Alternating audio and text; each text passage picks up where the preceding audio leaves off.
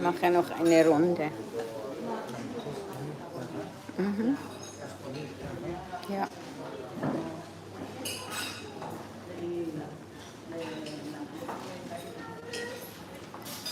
Und dann heute zum Frühstück.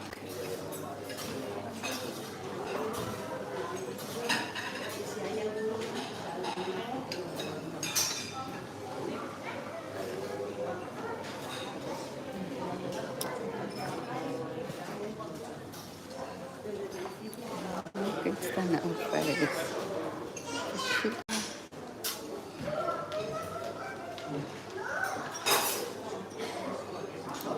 Das ist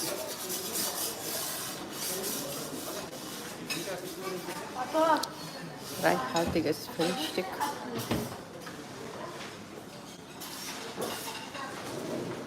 Bis dort hinten. So wie wir auch in den Philippinen.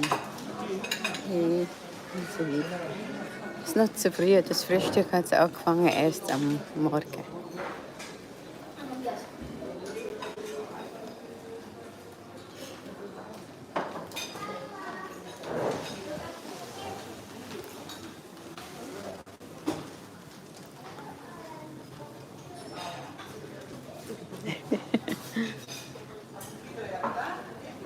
Und dann hier auch wählen.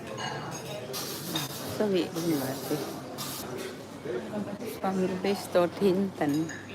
Früchte und so weiter. Hat es auch Kinderecke.